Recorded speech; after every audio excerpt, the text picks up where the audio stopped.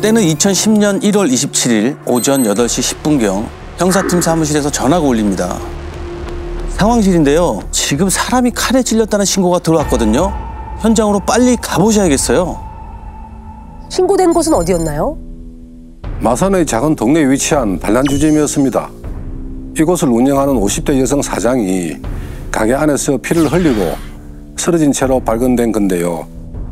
문 닫을 시간이 한참 지났는데도 귀가하지 않는 걸 이상하게 생각한 남편이 가게를 찾았다가 현장을 발견하고 119에 신고한 상황이었습니다. 출동한 구급대원이 몸에서 자창을 확인하고는 경찰서로 급히 출동 요청을 했던 거고요. 주점 사장이 칼에 찔린 채 남편에게 발견이 된 거군요. 아니 또 무슨 일이 있었길래 또 칼에 이거를 본 남편분은 또 순간 얼마나 놀랐을까요? 손님이랑 싸움이라도 났던 걸까요? 술이 오가는 곳이다 보니까. 그렇죠. 그러면 피해자는 그 사장님 한 명이었나요? 아닙니다. 현장으로 출동하던 형사님들에게 한 번 더 다급한 연락이 오는데요. 현장에서 칼에 찔린 여성이 한 명 더 발견됐다고 한 겁니다. 그건 또 누구였어요? 급히 현장에 도착해 알아보니 뒤이어 발견된 여성은 이날 주점으로 출근한 도우미로 확인됐습니다. 저희가 갔을 땐 두 여성 모두 병원으로 이송한 후였는데 두 분 다 현장에서 이미 사망한 상태였다고 했고요. 한 명이 발견이 되고 잠시 후에 또 발견이 됐다는 얘기는 따로따로 그렇죠. 공격을 당했다는 얘기잖아요. 맞습니다. 형사님들은 주점에 들어선 순간부터 등골이 오싹해질 만큼 현장은 처참했습니다. 주점 입구로 계단을 내려가는데 거기서부터 피비린내가 진동을 했습니다. 아니나 다를까 주점에 들어서자마자 계산대 입구부터 피가 흥건했는데 여기서 도우미 여성의 시신이 발견됐다고 했고요. 계산대에서 코너를 돌아보니 복도에 허리는 있었습니다. 그리고 왼쪽에 보이는 이봉방 입구에서 사장의 시신이 발견된 상황이었습니다. 사장님이 방 안에서 계셨구나. 그리고 한 분은 계산대 앞에 계셨고. 근데 아까 방 사진만 봐도 바닥이 그냥 핏빛이 엄청나잖아요. 네. 그리고 이번 방 소파엔 부러진 가도의 칼날이 박혀 있었고 주방에서도 피 묻은 식칼이 한 자루 발견됐습니다. 두 개 다 주점에서 쓰던 것으로 확인됐고요. 아우, 저걸 다 현장에다 버리고 그냥 본인 도망간 거네요, 범인이. 아니 칼도 하나가 아니네. 그러니까요. 이게 아마 과도로 공격을 시작을 했다가 칼이 아마 부러진 모양입니다. 그래서 주방에 있던 칼을 하나 더 가져와서 쓴 걸로 보이죠. 야, 칼이 부러질 정도면 얼마나 심하게 공격을 했다는 거예요. 현장에 쏟아진 혈흔의 양만 봐도 강한 공격이 있었을 거라 짐작은 했는데 나중에 두 사람 부검 결과를 듣고 놀랐습니다. 시신에서 확인된 자창이 사장은 17군데 도우미는 20군데 있다고 했고요. 대부분 목 주변에서 발견됐다고 했습니다. 둘 다 사인은 갱동맥절단으로 인한 가다 실리였고요. 거의 40번가량 칼을 휘둘렀다는 얘기예요. 17번, 20번 정도가 목에 집중돼 있으면 네. 잔인한 표현이지만 목이 거의 잘 됐다고 봐야 되죠. 두 분 중 한 분이라도 도망을 나오던지 해서 신고를 했으면 참 좋았을 텐데 전혀 그럴 수 있는 상황은 아니었던 모양이네요. 그렇게 추정됐습니다. 주점 내에 혈흔이 발견된 위치들을 보면 사장과 도우미가 쓰러져 있던 2번 방과 계산대는 물론 복도, 7번 방, 주방까지 여러 곳에 상당량의 혈흔이 있었거든요. 정황상 여기저기 피해자들 쫓아다니면서 번갈아 공격한 걸로 추정돼서 도망가거나 누군가에게 도움을 요청할 새는 없었던 걸로 보였습니다. 혹시 손님이었던 걸까요? 아까 그 부러진 과도가 나왔잖아요. 그게 2번 방에서 나왔다고 하니까 이 사건의 시작은 2번 방에서부터 시작이 됐을 수도 있겠다는 생각이 들거든요. 맞습니다. 이 주점엔 총 7개의 방이 있었는데 2번 방에만 술상이 펼쳐져 있었습니다. 맥주병이 20병 가까이 되는 걸로 봐선 꽤 오랜 시간을 술자리를 이어진 걸로 짐작됐고요. 정황상 2번 방에 있었던 손님이 본인일 가능성이 매우 높은 상황이었습니다. 그런데 그 2번 방 손님이었다면 보통 도우미 여성이 그 방에 있고 사장님은 카운터를 지키거나 하잖아요. 그렇죠. 최종적으로 발견된 위치를 보면 정반대거든요. 아니면은 이번 방 손님이 또 사장님 지인일 수도 있잖아요. 아, 사장님을 찾아가서 술 한잔 하다가 싸움이 났을 수도 있고, 이게 원한 관계일 정도로 그렇게 잔인하거든요. 근데 그럴 가능성은 적어 보였습니다. 신고자인 사장님의 남편분 얘기로는 이날 지인 중에 누가 오기로 했다는 얘기는 없었다고 했고요. 갑자기 생긴 약속이라면 아내가 문자라도 남겼을 텐데 아무런 연락도 없었다고 했습니다. 그리고 만약 지인과의 술자리였다면 도우미 이성을 부르지 않았을 거라고 했고요. 도우미 여성까지도 공격할 이유가 없었겠죠. 아니면은 혹시 성범죄일 가능성은 어떤가요? 성범죄가 목적은 아닌 듯 했습니다. 발견 당시 도우미와 사장 모두 옷을 그대로 입고 있었고 성폭행 흔적도 없었다고 했고요. 결박이나 압박한 흔적, 방언도 발견되지 않았다고 했습니다. 돈을 노린 범죄일 가능성도 염두에 뒀는데 도우미 가방을 뒤진 것 외에 별다른 물체痕도 없었습니다. 이게 뭐 범행 동기가 전혀 짐작이 안 가는데요? 주점 전체를 이렇게 들쑤시고 다녔으면 범인의 흔적이 나왔을 것 같거든요. 그러게요. 형사님들도 현장 감식 결과부터 기다렸는데요. 예상치 못한 이야기를 듣게 됩니다. 범인이 자신의 흔적을 모두 지우고 간 겁니다. 물수건으로 닦은 흔적이 곳곳에서 나왔는데 술병과 술잔까지 싹 다 닦아서 지문 하나 나오지 않았고요.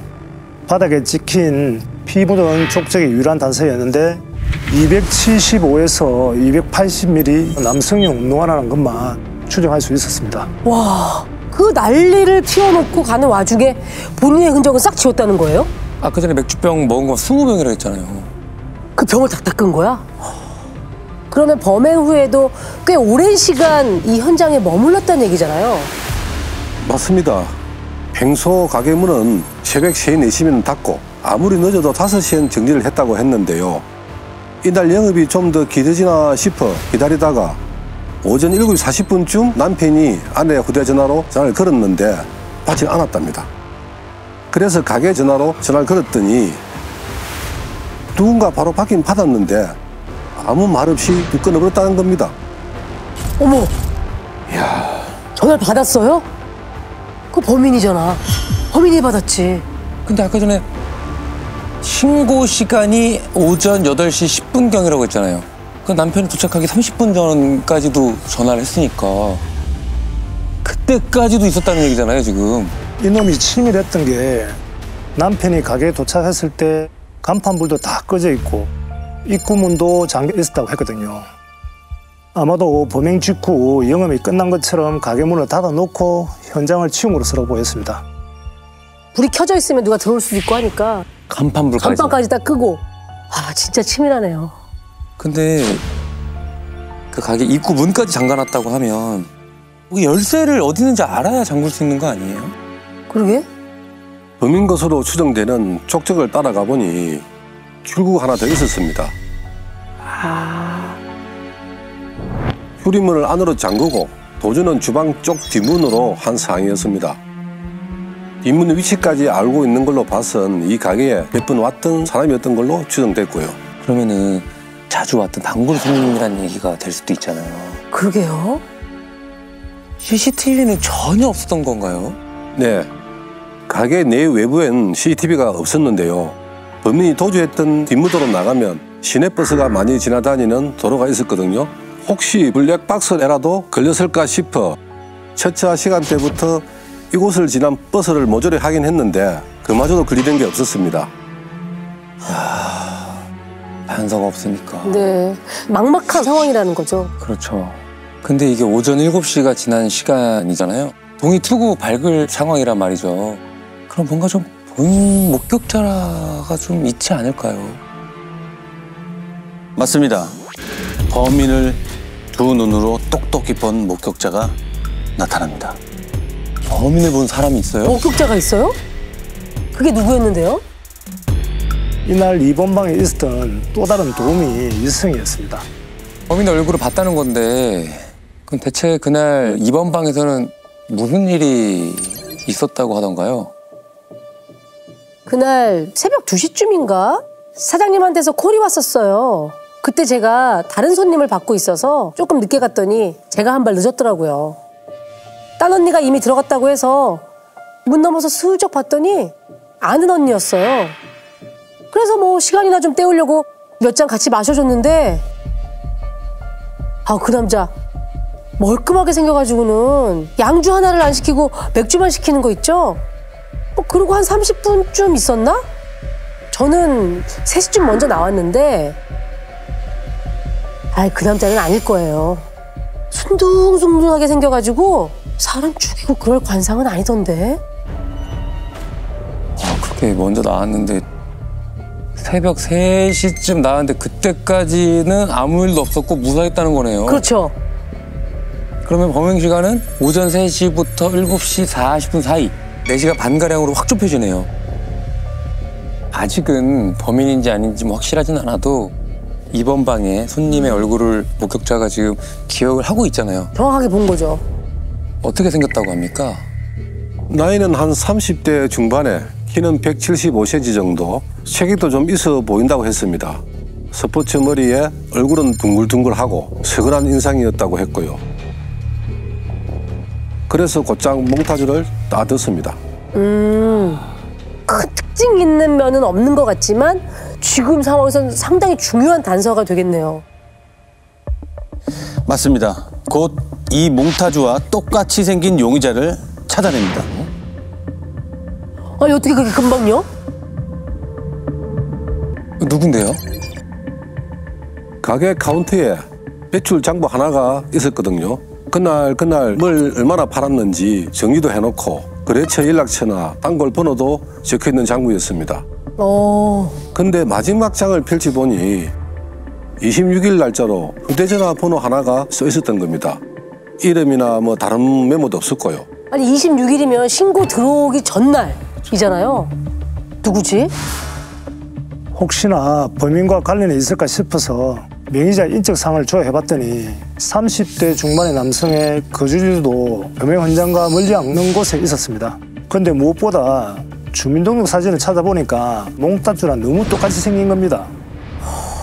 그래서 목격자에게도 사진을 보여주었더니 대본에 이 사람 맞습니다, 형사님 라고 확인도 해줬고요. 형사님들은 해당 남성의 휴대전화 기지국 위치를 실시간으로 걸어놓고 행적을 쫓기 시작하는데요. 뭔가 손에 잡힐 듯 잡히지 않는 묘한 상황이 펼쳐집니다. 이미 마산을 벗어나서 어디론가 달아나고 있었던 거 아닐까요? 아닙니다. 마산 근처 자원에 있었습니다. 이때가 자정 무렵이었는데 기지국 신호가 잡힌 곳이 한 대학교 인근이었거든요. 그 일대에 술집이 많아서 술을 마시고 있겠구나 생각했는데 갑자기 이동을 하는 겁니다. 이동 속도를 봤을 땐 차로 이동 중인 것 같았는데요. 도착지가 어디가 봤더니 남성 회사였습니다. 자정이 넘은 시간에 갑자기 회사를 가요? 그것도 이제 술을 마시고 저 갔다는 거잖아요. 뭐가 좀 이상한데? 그래서 저희가 곧장 따라 붙었는데 회사 쪽에 잠깐 머물더니 이번엔 집 방향으로 움직이는 겁니다.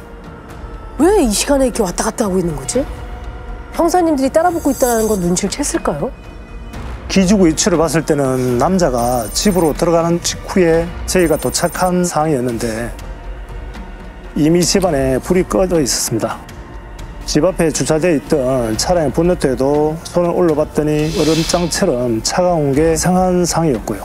그러면 금방까지 차를 모는 게 아니라는 거잖아요. 그럼 교통수단을 타고 이동했나 보네요. 자차로 움직인 게 아니라 뭐 택시나 이런 대중교통을 이용해서. 우선 27명의 마산 동부석 형사님들이 남성의 집을 빙 둘러싸고 포위부터 합니다. 그리고 이 형사님과 남 형사님이 앞장서 남성의 집 문을 똑똑 두들깁니다. 범인의 얼굴을 보는 타이밍일까요? 순수하게 문을 열어주던가요? 처음엔 계십니까 하고 여러 번 두드려도 기척이 없더니 좀 지나서야 불이 팍 켜졌습니다. 근데 문 앞까지 걸어 놓기는 했는데 열어줄 듯 말 듯 간만 보고 서 있는 겁니다. 그리고는 한참 지나서야 문을 빼꼼히 열길래 그 순간 문을 확 잡아당겨서 닦아챘습니다. 그래서 저희가 바로 남자의 이름을 확인하고 27일 새벽에 단란주점에 가지 않았냐고 물었는데 굉장히 황당해하면서 자기는 간 적이 없다고 하는 겁니다. 아니 목격자가 있잖아요. 아, 그거 말이 안 되죠. 잡아떼는 것 같거든요. 그쵸? 예. 그래서 그 휴대전화번호를 들이면서 당신 거 아니냐 물었더니 본인이 아니라 친구가 쓰는 전화번호라고 하는 겁니다. 응? 본인은 명의만 빌려준 거라고 했고요. 아 이건 말이 안 되지 않아요? 또 이제 거짓말이 시작되는 것 같은데요. 아니 기지국이 다 나와 있잖아요. 이 남자의 회사에서 집까지 그걸 보고 다 추적을 한 건데 이게 무슨 내 거 자기 게 아니다. 아니다? 이게 무슨 소리야. 아니면은 집에 그 친구가 숨어서 있는 거 아니에요? 그래서 늦게 열었고? 그래서 그 자리에서 바로 그 번호로 전화를 걸었죠. 근데 집 안에서 벨 소리가 안 들리는 겁니다. 그러다 누가 전화를 덜컥 받더라고요. 받아요? 전화를 받아요? 누군가가 지금 딴 데서 받았다는 얘기잖아요.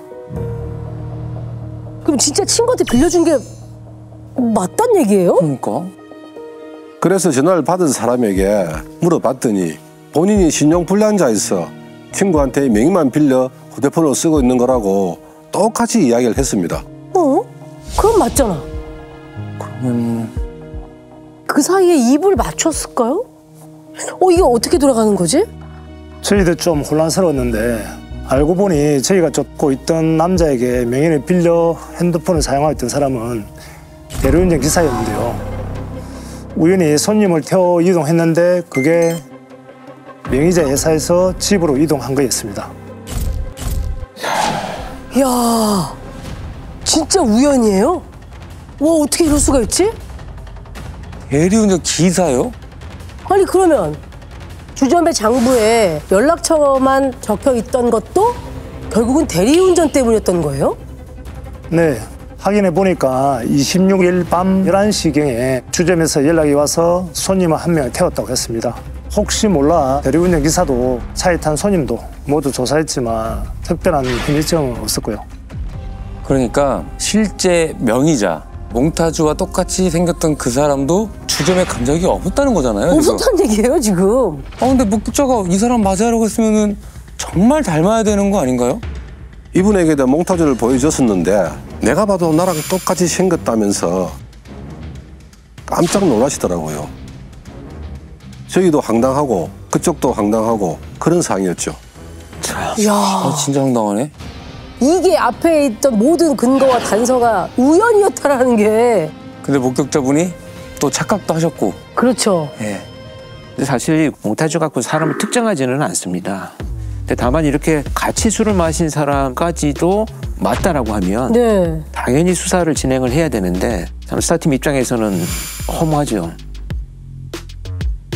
여기까지 쫓아오는 것도 되게 어려웠는데 용의선상에 올라와 있는 사람은 아무도 없는 제로 상태가 된 거네요? 그렇죠. 그런데 이게 어떻게 된 일일까요? 오랜 시간 현장에서 머물며 아주 꼼꼼하게 현장을 지우던 범인이 놓친 게 하나 있었습니다. 놓친 게 있었어요? 현장에서 뭐가 나왔어요? 생수병에서 쪽지물이 나왔습니다. 현장에 술병도 많았지만 생수병도 많았거든요. 범인이 애썼나 본데 다 지우지 못한 상황이었습니다. 대조하는데 시간이 좀 걸렸는데 지문이 일치하는 사람이 나왔고요.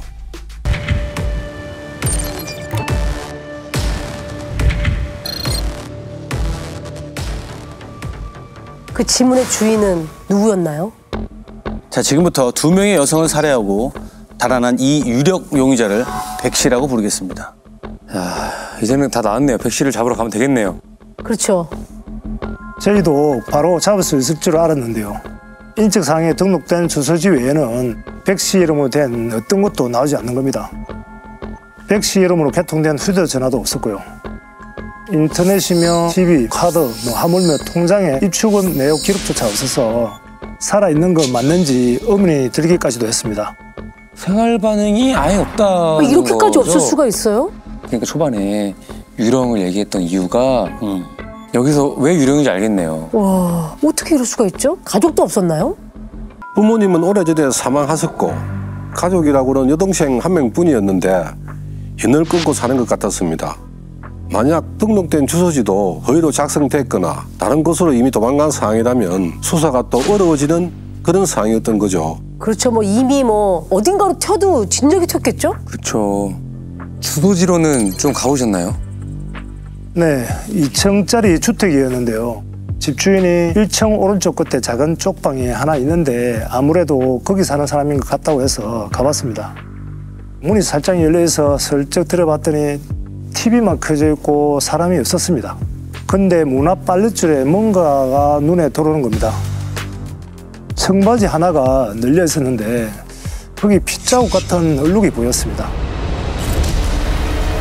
그래서 성주임한테 눈치채를 보냈더니 형님도 맞는 것 같다며 고개 끄덕였고요. 주인 허락을 받고 방에 들어가 보니까 군복이 하나 걸려 있었는데 백씨 이름이 새겨져 있었습니다. 맞네. 아, 주소지는 맞았나 보네. 맞네. 살고 있었던 게 맞았는 모양이네요. 네, 그때 좀 아찔했던 게 방 한 군데에 옷이랑 냄비랑 들어있는 이삿짐 박스가 보이는 겁니다. 이삿짐 박스요? 그러면 또 어딘가로 도망가려고 이사 가기 바로 직전이었나요? 게다가 사시미 칼 한 자루가 TV에 떡하니 놓여져 있었고요. 야, 칼은 또 뭐야, 사시미는. 지금 굉장히 긴박한 순간이네요. 네. 그래서 재빨리 형사 4명이서 집 주변에 잠복을 하고 백 씨를 기다리고 있었는데요. 한 5분 정도 지나니까 백 씨가 골목으로 들어오는 겁니다. 그 순간 동시에 달라들어서 덮쳤죠. 아, 드디어 잡았군요. 반응이 어땠어요? 처음엔 심하게 반항을 했습니다. 곧바로 제압한 뒤에 수업을 채웠고요. 니 왜 그랬어 임마? 왜 둘이나 자네나 그렇게 찔렸어? 하고 물어보니까 불이 팍 죽더니 결국 범행을 다 시인했습니다. 아, 어디 갔다 돌아온 길이냐고 물어보니까 도망가려고 용달차를 불난 뒤에 만화박에 삭값을 주고 오는 길이었다고 했습니다. 아까 전에 집에 사시미 칼? 그거는 뭐라고 하던가요? 칼에 대한 건 죽어도 대답 안 했습니다. 아마도 경찰들이 찾아올 걸 대비해 둔 게 아닌가 짐작만 했죠. 가까운데 두고 혹시나 형사님들하고 정면으로 맞닥뜨렸으면 그걸 이용할 뻔한 위험한 상황이었는 거네요. 아, 그 상태로 진짜 이 동네를 떴다면 걸어다니는 시한폭탄이었을 거예요. 그럼요. 그런데 여기서 남 형사님에게 가슴을 쓸어내릴 만한 일이 또 한 번 벌어집니다. 그때 저희 팀원들이 범인을 데리고 먼저 경찰서로 들어가고 저는 남아서 증거부를 채취하고 있었거든요. 거기에 지퍼를 올려서 여는 간이 옷장이 하나 있었는데 그걸 열어보고는 너무 놀라서 뒤로 자빠졌습니다. 지퍼를 열자마자 목이 잘린 여자가 눈을 땡그랗게 뜨고 있는 겁니다. 어우, 야, 이거 연쇄살인. 이게 연쇄살인인 거잖아요. 근데 그 방이 해가 들어오지 않아서 대낮인데도 굉장히 어두컴컴했거든요. 그래서 다시 자세히 살펴봤더니 사람이 아니고 마네킹이었습니다. 어? 뭐야. 근데 사람이 아닌 게 정말 천만다행이네요. 아, 근데 이 잘린 마네킹은 왜 거기 있는 거야? 그걸 왜 거기다 넣어놨대요? 물어보니까 헤어 미용사 자격증을 따르고 연습차 집에 갖다 놓은 거라고 진술하긴 했습니다. 그게 진심이라면 자기가 정말 성실히 미용 자격증 따가지고 그걸 향해서 달려가면 되지. 왜 사람을 죽인답니까? 그러니까요. 아, 대체 왜 그런 거랍니까? 어느 날 보니 자기 삶이 너무 비참하게 느껴졌답니다. 30이 넘어서도 하루 벌어 하루 먹고 사는 삶에 주변에 의지할 가족도 없고 친구도 없었다는 거죠. 그래서 수중에 있던 13만 원을 털어서 술이라도 진탕 먹으려고 단란주점을 찾았는데 도우미가 이 차를 가자는 제안을 거절하자 순간 욱 하는 마음이 들었답니다. 그래서 멱살을 잡고 밀쳤는데 바닥에 쓰러져 기절을 했다고 했고요. 소리를 듣고 쫓아온 사장도 똑같은 방법으로 기절시켰다고 했습니다. 두 사람이 깨어나자 그냥 살해해야겠다는 마음이 들었다고 했고요. 그래서 칼을 들고 두 사람을 번갈아 공격했고 도우미가 마지막까지 필사적으로 출입문을 향해 도망을 쳤지만 다시 붙잡아 살해했다고 했습니다. 그래도 뭐 이사 가려고 용달차도 부르고 했잖아요. 뭐 그거는 어떤 돈으로 했다는 거예요? 도우미 가방을 뒤져 현금 30만 원을 훔쳤다고 했고요. 그 돈으로 만화책 연체료와 밀린 방세를 내는데 썼다고 했습니다. 야, 진짜 미친네. 가당치도 않다 진짜. 재판 결과는 어떻게 됐나요?